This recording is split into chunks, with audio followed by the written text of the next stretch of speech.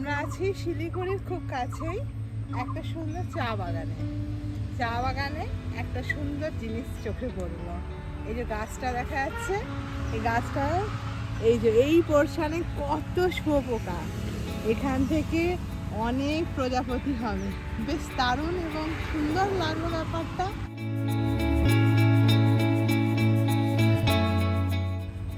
দেখলেন এতক্ষণ কত, প্রায় মনে হয় 300 খানেকের বেশি শুঁয়োপোকা আছে, মানে 300টা প্রজাপতি হবে। তো সেটাই কেমন লাগলো অবশ্যই জানাবেন।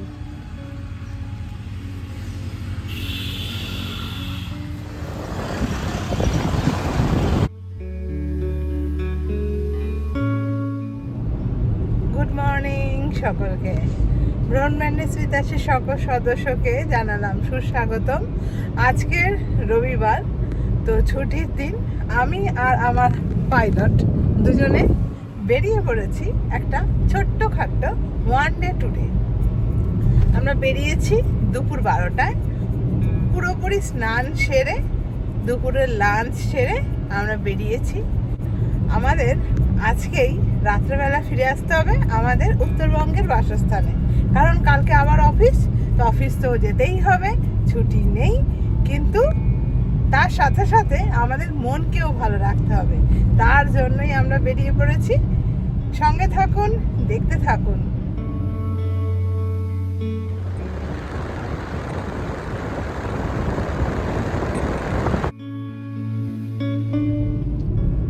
গুড আফটারনুন সকলকে। আমরা রয়েছি খাপরাইল রোডের উপরে। এখানে ইভিনিং স্ন্যাক্স হিসাবে খেলাম ফুচকা। এখানে একটা বিশেষ ধরনের ফুচকা পেলাম, সেটা হচ্ছে এখানে 20 টাকায় 6টা ফুচকা পাওয়া যায়, এবং সেই 6টা ফুচকায় 6 রকম ফ্লেভারের তেঁতুল জল এখানে কিন্তু সার্ভ করে।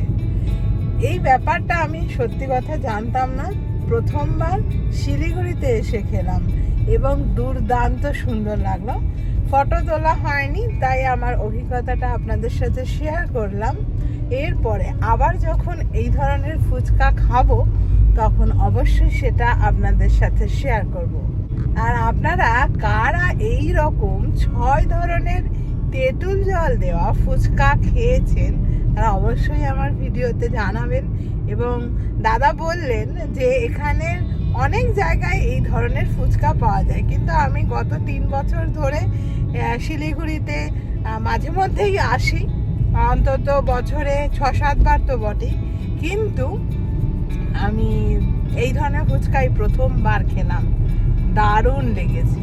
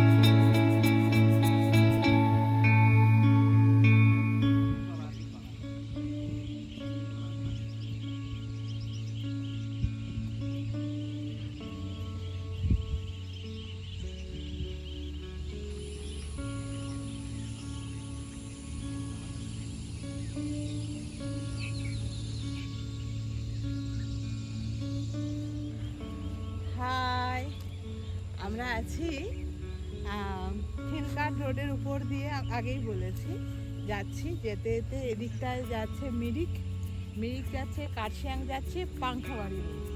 তো তারই মাঝে একটা সুন্দর পাহাড়ে ঘেরা সবুজে আবৃত জায়গা দেখতে পেলাম, সেখানেই আমরা দাঁড়িয়েছি। এখন প্রায় সন্ধ্যা হয়ে গেছে, সূর্যি মামা অস্তাচলে চলে গেছে। পাখি জোনাকি আর ঝিঝি পোকার আওয়াজে প্রকৃতি ভরপুর হয়ে গেছে। তো এই সুন্দর একটা মুহূর্ত, তো সেটাই ক্যামেরা বন্দি করছি। আর দারুণ সুন্দর লাগছে, এই জন্যই আসা শিলিগুড়ির চারিদিকে তো প্রকৃতির একটা সৌন্দর্যের ভান্ডার রয়েছে।